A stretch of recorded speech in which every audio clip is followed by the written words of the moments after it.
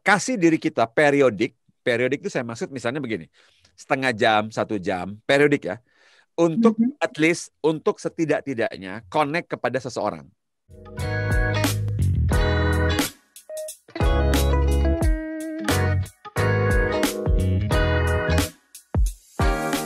Kadang kita harus melakukan aktivitas sendirian dan tidak bergantung pada orang lain. Ini harus ya terbiasa di tengah situasi pandemi COVID-19.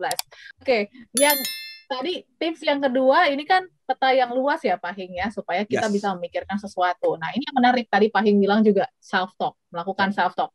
Ini masih banyak ternyata orang-orang yang belum memahami nih tentang self-talk sendiri. Sebenarnya caranya seperti apa sih? Atau mungkin selama ini udah melakukan tapi nggak realize gitu. Oh, selama ini saya self-talk kok gitu Pak Hing. Mungkin boleh didefinisikan lebih luas lagi. Silakan. Begini aja contohnya begini. Misalnya gini aja deh. Audrey lagi jalan-jalan di jalan. Terus ketemu ada orang yang Audrey bilang pakaiannya kayaknya unik banget gitu kan. Misalnya aja. Nah, terus Audrey nggak ngomong sama siapa-siapa. Audrey hanya lihat orang itu. Lalu Audrey katakan ke diri sendiri, buset nih orang nyentrik banget ya. Itu self-talk. Itu self-talk. Jadi ngobrol ke diri sendiri, kayak bercanda sama diri sendiri, ngobrol sama diri sendiri, ya kan diskusi sama diri sendiri. Misalnya gini, kalau saya pulang lewat sini macet kali enggak juga sih, lebih bagus apa saya telepon dia aja ya. Misalnya, itu kan self-talk. Self-talk itu bisa jadi keluar suara dari mulut atau hanya di dalam diri kita sendiri aja. Itu self-talk, gitu ya. Ngobrol sama diri sendiri lah, atau istilahnya dialog-dialog di dalam diri kita, dialog internal namanya, gitu. Ya, jadi karena gini Audrey, rapport, relationship terbaik itu dimulai dari relationship dengan diri kita sendiri dulu. Kalau kita pandai ngomong dengan diri sendiri, kita baik-baik pada diri sendiri, kita sayangi diri sendiri, ngomong ke diri sendiri juga dengan kalimat-kalimat yang sehat, mudah sekali ngomong yang sehat juga ke orang lain gitu loh. Itu kurang lebih gambaran self-talk. Ya, jadi bisa anggap diri sendiri sebagai teman dulu ya, mungkin untuk teman-teman yang sulit untuk ngobrol, mulai perbincangan sama orang-orang baru, lingkungan baru, itu dari diri kita juga membantu ya Pak ya? Absolutely, sangat membantu, sangat. Gitu. Oke, kita lanjut ke tips yang ketiga Pak Heng untuk malam hari ini, silakan. Tips yang ketiga gini, tadi saya bilang kita makhluk sosial. Kita makhluk sosial. Nah, saya mau kasih untuk yang ketiga ini saya agak sedikit konteksnya saya perlu perjelas dulu. Tadi banyak dapat feedback dari para sahabat yang memang merasa bahwa aku sendiri nyaman-nyaman aja kok, misalnya gitu. Nah, kalau Anda memang sendirian nyaman-nyaman aja, tips yang nomor 3 ini berarti bukan untuk Anda itu. Karena karena memang kalau saya sudah nyaman-nyaman sendirian, saya sudah terbiasa bekerja sendirian, berarti tips yang nomor 3 ini nggak terlalu relevan ya.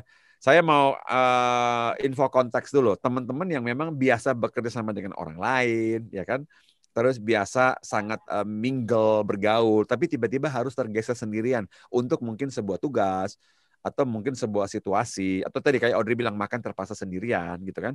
Nah, jadi tips yang ini memang berlaku untuk orang-orang yang memang terbiasa bekerja tidak sendirian, tetapi tiba-tiba harus sendirian. Nah, karena itu masih ada kebutuhan untuk connect gitu. Ya. Nah, ini saran nomor 3. Kasih diri kita periodik itu saya maksud misalnya begini, setengah jam, 1 jam, periodik ya, untuk at least, untuk setidak-tidaknya connect kepada seseorang. Gitu loh. Jadi misalnya gini, Audrey kerja sejam, misalnya sejam sendirian bikin laporan gitu kan. Terus kan ada nih kelelahan fisik dan mental pasti ada dong. Apalagi terbiasa di sebelah Audrey ada rekan kerja misalnya yang ngajak bercanda misalnya. Nah, setelah kerja sejam, fisik mental capek, Audrey mau ngapain kan gitu. Kalau mau break sendirian bisa bete. Ya sudah. Setelah 1 jam, connect secara entah visual maupun auditori. Jadi mungkin nelpon atau WhatsApp video, ya kan, atau Zoom atau apapun. Tidak perlu lama-lama karena kita tahu memang kondisinya kita saat itu memang harus kerja sendirian ya. Jadi hanya connect 2-3 menit selesai, mungkin sejam lagi janjian telepon lagi, gitu aja. Itu hanya supaya break, jadi break dari kemungkinan berbagai perasaan-perasaan yang enggak gitu loh.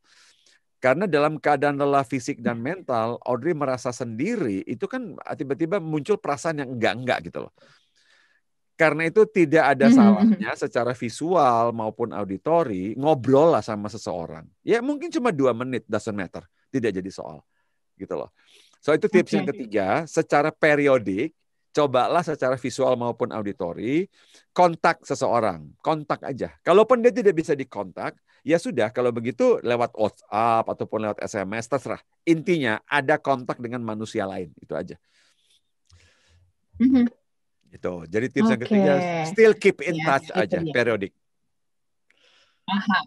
Itu. Ya, take a break ya untuk mungkin telepon atau mungkin video call gitu ya, atau mungkin ke ruangan sebelah yang mungkin agak lebih ramai supaya energinya terkumpul lagi. Ya. Yes, betul, gitu loh. Nah, ke ruangan sebelah juga is a good idea kan. Kadang-kadang ya kalau kita pas menepi, pas kita barusan selesai 1 laporan, masih ada 3 laporan misalnya, ya sudah pada saat ngambil air itu 1 menit mampir ke cubicle-nya si A gitu loh. Ya kan, setelah fresh kembali lagi. Ingat, kesendirian itu bukan hukuman loh. Itu bukan itu hukuman. Ya. Itu hanya sebuah situasi sementara kan gitu loh. Kita masih makhluk sosial. Jadi have fun aja. Saya memang harus bikin laporan ini sendirian misalnya. Ya udah 1 menit saya pas break setelah 1 laporan selesai, saya kunjungi Audrey sebentar. Audrey gimana? Oke, balik udah kerja lagi gitu loh.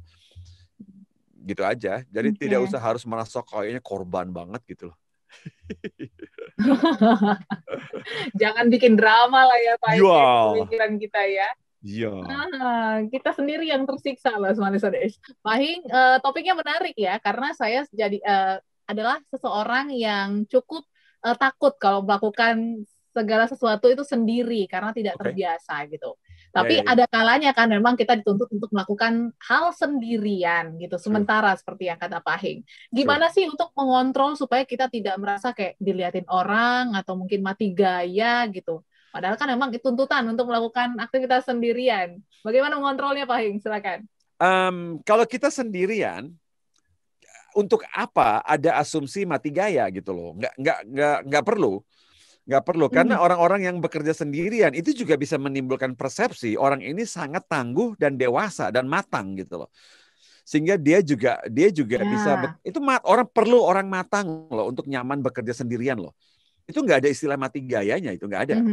Ya kan, karena persepsi mengenai orang yang bisa bekerja sendirian secara mandiri itu juga ada wow efeknya gitu loh. Jadi kalau misalnya yang lain sangat tergantung dari orang lain, orang lihat Audrey, gila nih Audrey hebat banget ya, bisa kerja sendirian gitu, tabah banget loh, gila tangguh banget loh. Untuk pekerjaan yang harus dilakukan sama dia itu susah loh.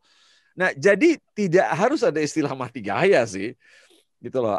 Bolehlah semalah sebuah kebanggaan gitu loh. Tuh mereka semua saling tergantung satu sama lain. Untuk tipikal pekerjaan ini saya sendiri juga I'm fine gitu loh. Itu aja. Jadi tidak harus merasa ada perasaan mati gaya. Tidak harus lah. It's fine aja. Normal.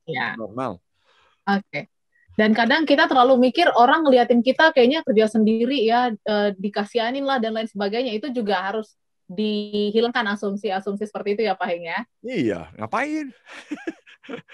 Belum tentu gitu juga. Itu benar seperti asumsi Anda ya. Iya. Oke.